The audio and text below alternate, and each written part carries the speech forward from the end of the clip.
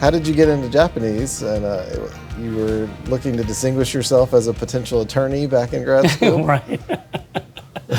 Well, I mean, it was kind of accidental choice. You know, like I said, I was thinking about mastering another language. Master is not a proper word. Learning another language. At the time when I felt comfortable with my English, you know, when I got into college in Korea. But you know, at the time, Japan was very big in terms of economic power. So, and also several of my friends were studying Japanese. So the Japanese was introduced relatively easily to me. But during the course of learning Japanese, you know, learning language is also learning culture as well, right? So there are many instances that I was deeply touched by Japanese, and I hung out with a lot of Japanese, and you know, I share a lot of their values, you know. So the more I had interaction with the Japanese and the more I learned Japanese culture, the more I felt connected. So it was easier for me to learn Japanese because of the cultural similarity as well as the values I share. What are some of the particularities about working with Japanese companies in particular? So, like, my understanding is that the time horizons are much longer. Right. The planning period is much longer. Right. You know, whereas some other companies make decisions, companies from other cultures in some cases make decisions much more quickly. They don't plan for as long. It's, you know, Japanese companies, from what I know, plan for 50 to 100 years, right? Versus quarter to quarter. Right. Generally, it takes a very long time to develop a relationship with Japanese or Japanese companies. That's the challenging part. It requires a lot of time and patience as well. But there's a huge benefit behind the challenges. Once you get over the challenges, the long-lasting relationship will definitely give you a lot of benefits.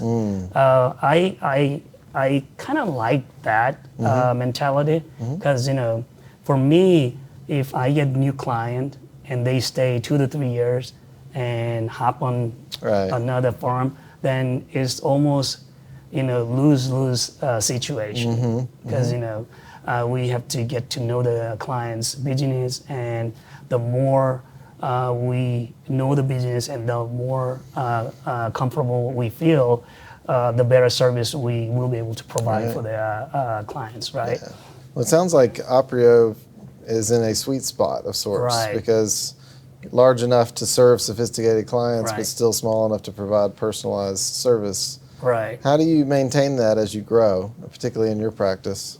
Hiring professional with Japanese language capability has been extremely challenging because job placement ratio from the college graduate in Japan is 100% already. And, you know, there's not much of benefit for them to come over and study in US because of a high tuition and also, like I said, you know, job stability over there. So, and also, even if there are some professionals with qualification, they tend to they want to stay in East Coast or West Coast. So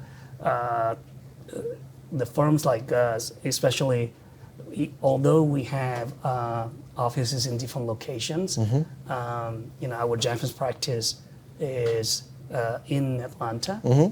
So that has been kind of challenging. You know?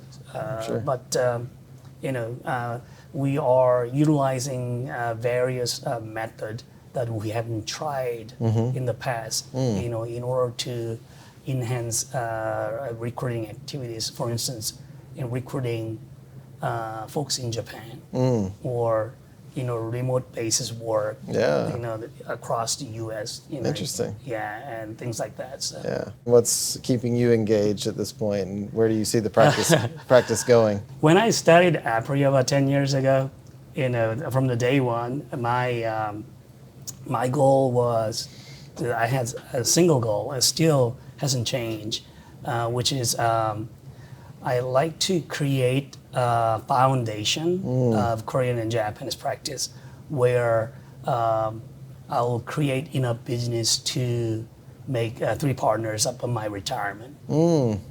So in order to do that, I continue to grow the business, the client base as well. So, there are a lot of things to take care of in order to do that. So that makes me feel still energized. Right. I always feel there's a learning curve, right? So first 10 years it goes like There you this, go. and then next 10 years I definitely have to leverage my experience going like this. So, but growth is important, but at the same time, client satisfaction is much more important.